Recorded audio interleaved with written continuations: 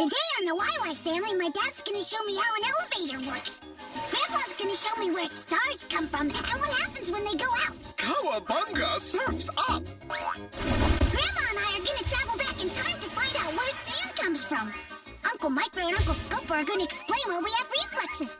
I got it. Wow! And Mom and I are gonna find out why mosquitoes bite us. Mosquitoes! Sounds like a show you can really sink your teeth into. Come along with me and meet the smartest family in all the town. The YY family. Mom can make it plain to see that what goes up eventually comes down. The YY family. Come and meet the YY family. We got a lot of real know-how. Grandpa knows a lot about flying. Ask him and he'll show you now. Why do airplanes fly? When I land, I'll tell you why. Meanwhile, there's a dragon making some kind of a potion in a vat. The YY family. And Grandma's no stranger. She can teach you all the dangers found in that. The YY family. Mixes a mechanical marvel pie. I know a coffee kind of guy. Maybe we can show you the answer now. If you want to take a look inside. Everybody's in a lather. Rushing, wondering what's the matter. Every person here's a crime. Rushes to the baby side. What's the deal? What could it be? Just Because the YY family. Hey, the questions that you have are not too serious. The animals and plants are not so mysterious, so have no fear. Everything will be made clear. The Nella Quick and Quick are here.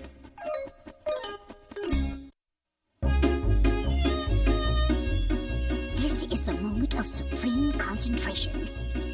As young Victor YY attempts to set the world height record for a house of cards.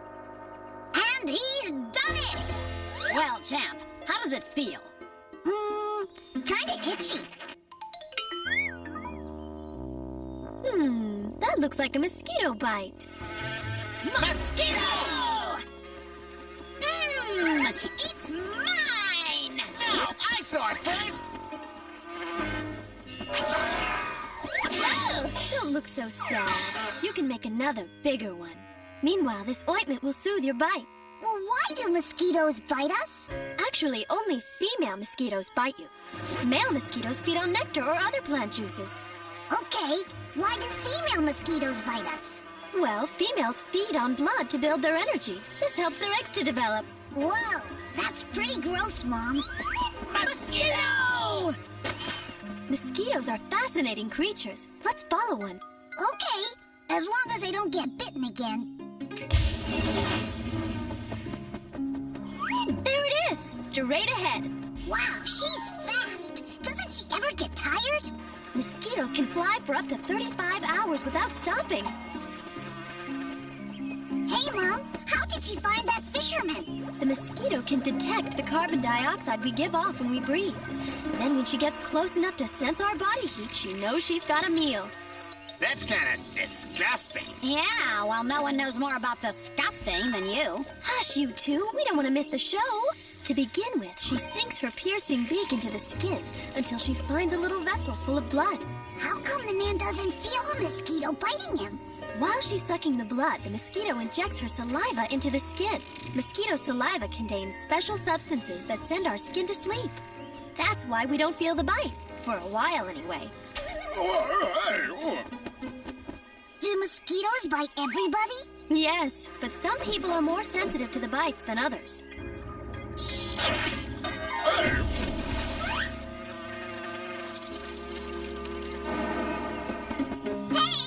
Where'd our mosquito go? Don't fret, Victor. I know where to find plenty of mosquitoes. Where, Mom? Over there. That's just a pond. Mosquitoes lay their eggs in standing water, like a pond or a puddle of water. A female mosquito can lay 200 eggs every 5 days. Uh-oh, they look hungry. There are 2 ways to protect ourselves from mosquitoes. Either wear long sleeve and long leg clothing, or spray our bodies with a repellent to keep them at bay, like citronella, which comes from tropical grasses. There's some now! Hold on!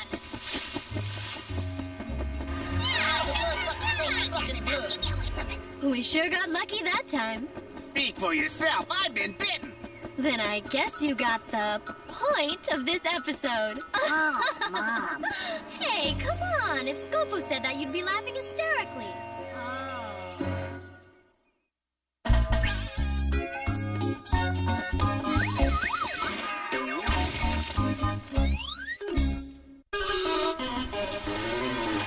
Have you ever wondered why the salty oceans, lightning, thunder, what the earth is like down under? Why there's wind and snow and rain? Let Earth and basalt explain.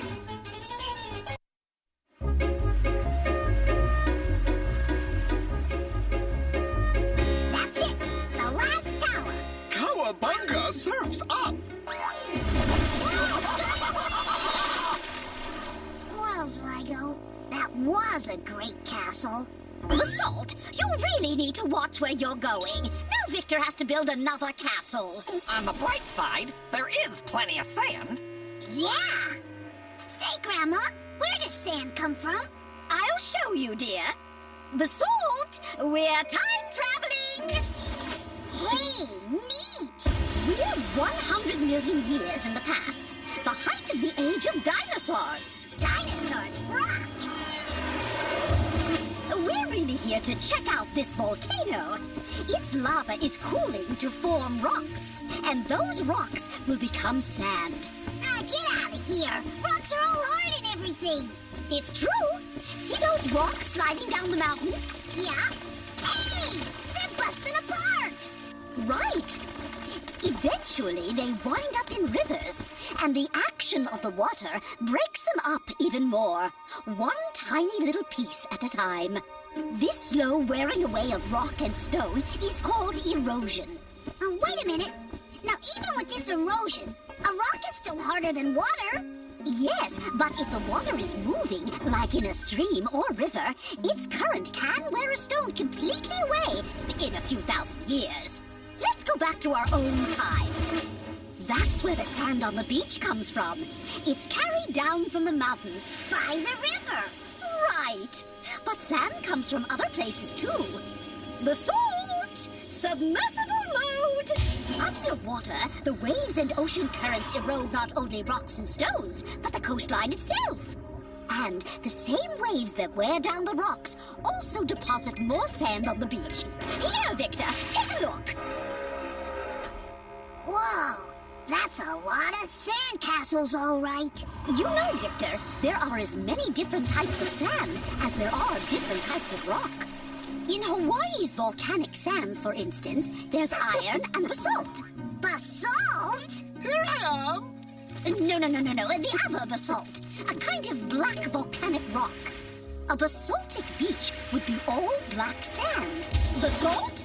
Our next stop is Africa. This is the Sahara Desert. Ooh, it's a hot one. Oh! Wow. Oh, my! That's a lot of sand. But I thought there was no water in deserts, so how could the rocks erode? You're right, Victor. There's very little rain in the desert. But there is wind, and wind can also erode rocks into sand. Hey, what's that over there? Well, it looks like an oasis. There must be water there. Oasis! Oh, that's for me! Oh, wait, Basalt! A desert also has... mirages. Oh, I should have seen that one coming.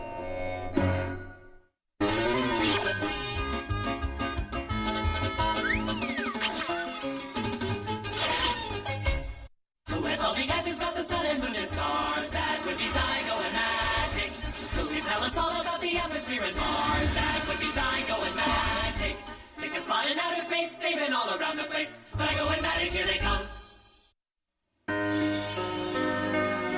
12,354, 12,355. Look, Zygo, I got a brand new ball. Come on, let's play. I can't play now. I have to count the stars.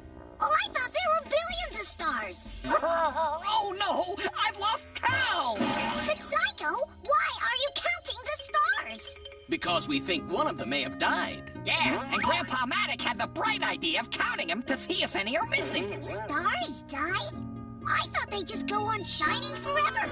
Well, they shine for billions of years, it's true, but eventually they burn out.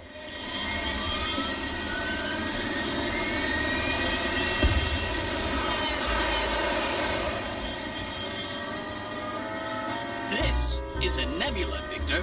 It's where stars are born. It looks like smoke. You're right. A nebula is a huge cloud of gas and dust. What's that?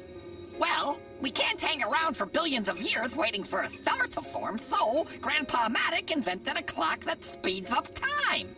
Patent pending, of course. Watch closely, Victor. A star is about to be born. The atoms of gas in the nebula are being pulled together by gravity. To form a huge spinning ball of gas. Zygo, let's move forward to the next phase. You're the skipper. Oops, I pressed the snap button by mistake. As the atoms of gas are drawn closer and closer together, they bump into each other more and more. That produces heat. Ow! I think there's something wrong with the snap button. Eventually, the heat and pressure cause the atoms to merge together instead of bouncing away from each other. That's called fusion. And once fusion starts, the star begins to shine.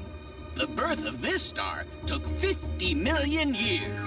This one is about the size of our sun, so it will shine for about 10 billion years. It will spend all that time fusing the gas in its core. Let's go forward, Zygo. Just before it runs out of fuel, a star expands to become what we call a red giant. Then, when it's completely out of fuel, it collapses.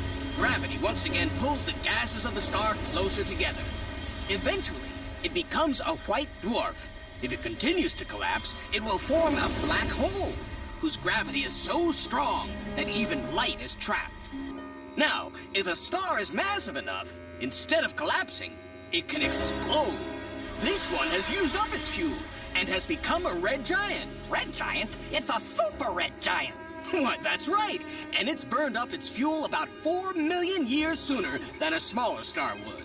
And when it collapses, the gravitational pressure is so great that it causes a split-second fusion reaction. Which releases a tremendous amount of energy. An explosion that scientists call a supernova. Whew, that was close. I'll say, let's get going. Hold on tight. Wow! That was so cool! Even better than Star Wars!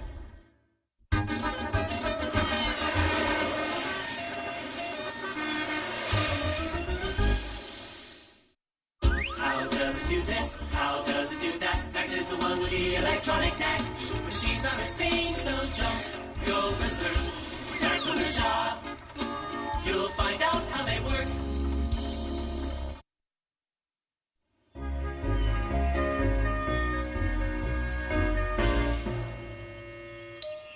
Hey, Dad, I need another bag of plaster. No, times like this, I wish I had an elevator.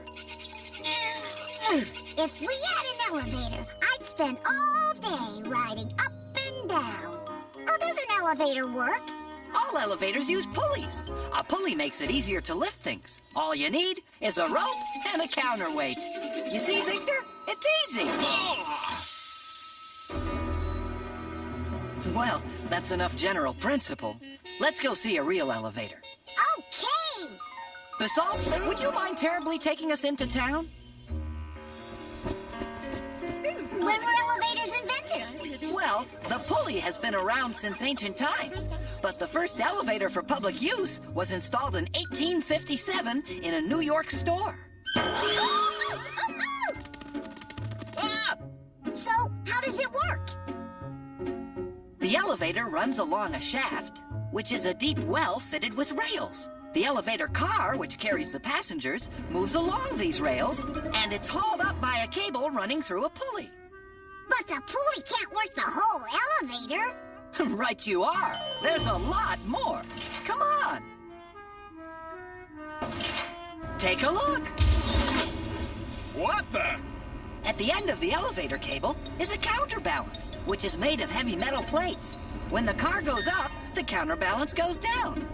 Well, the pulley is worked by an electric motor, and that's what makes the car go up and down. Oh, so if there's a motor, why do you need a counterbalance? That's easy. The counterbalance is here because I felt sorry for it and didn't want it to feel left out. I'm the guy that does all the work. Now, I know you work hard, but this is an educational show. All right. I'll explain. The counterbalance is heavier than the car. It weighs as much as the car plus the maximum weight of the passengers. That means when the car goes back down, I only have to lift the difference between the weight of the counterbalance and the weight of the car. Otherwise, I could only lift an empty car. And what good would that do? Oh, there you are. There are other motors that work the doors, and Hey, what happened? I think basalt is too heavy for the car. The engine can't pull the car up.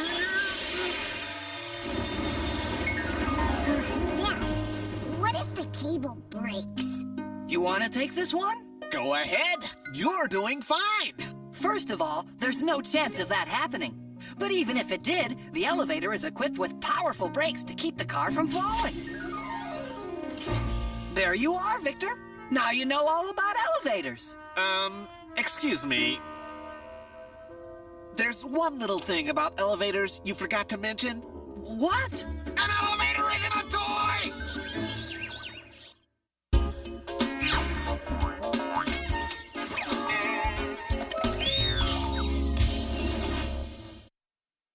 You have seen nothing like this. With these two guys you can't miss. You wonder what's inside you. These are just the guys who guide you. Come on, let's go. Let's go. These guys are in the know. Microwaves go full.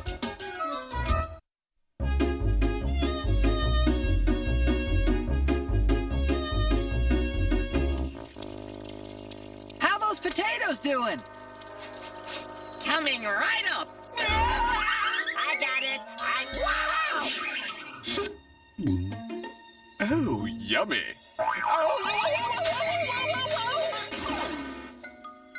Why did you drop the potato, Uncle Scopo? It was burning my hand. No, it wasn't. Thanks to your sense of touch, you dropped it before you felt any pain. How does a sense of touch work? We'll go find out. Where are we? Well, according to the gizmo, we're under your mom's skin. What you're seeing are the tactile corpuscles. These guys are the reason we can feel the things we touch. Pressure! That doesn't mean you have to share it with us. Hey guys, lighten up already. I can also feel cold. I'll show you.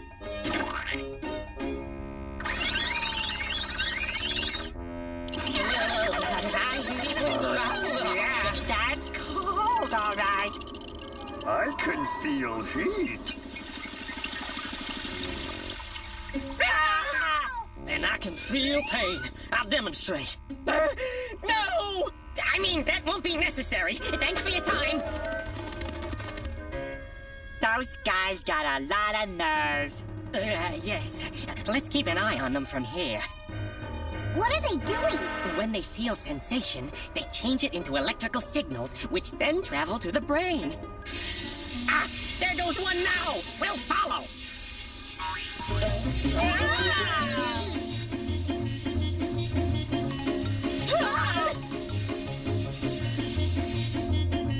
What's this? The spinal cord, a thick bundle of nerves that run through your spinal column. I thought the signals go to the brain. They do. They're transmitted along the spinal cord. Oh, When the brain receives the signal, it analyzes it and identifies the object that we've touched. Then the brain tells the muscles what to do. But sometimes the spinal cord sends the signal directly to the muscles. Like when I caught that hot potato. Right. Scopo's tactile corpuscles sent the signal to the spinal cord, which then sent it to the muscles in his arms. So he dropped the potato before the brain received the signal about how hot it was. That kind of response is called a reflex, and it helps to protect the body from harm. oh.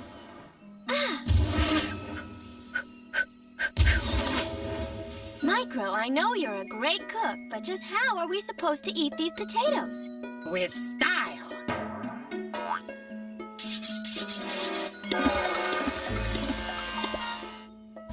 See?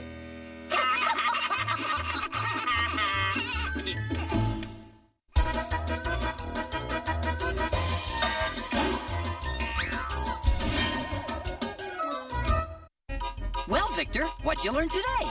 Oh, tons of neat stuff. I learned that only female mosquitoes bite us. They need our blood for energy so they can lay their eggs. That's kind of disgusting. Yeah, well, no one knows more about disgusting than you. I learned that sand starts out as rock. Get out of here. Rocks are all hard and everything. And over time, it's worn away by water and wind. I learned that stars are born when hydrogen gas is pulled together by gravity to start a fusion reaction. And I learned that an elevator works by using a pulley, a motor, and a counterweight to move the car up and down. The counterbalance is here because I felt sorry for it. Thanks for your time. Sounds like a pretty big day.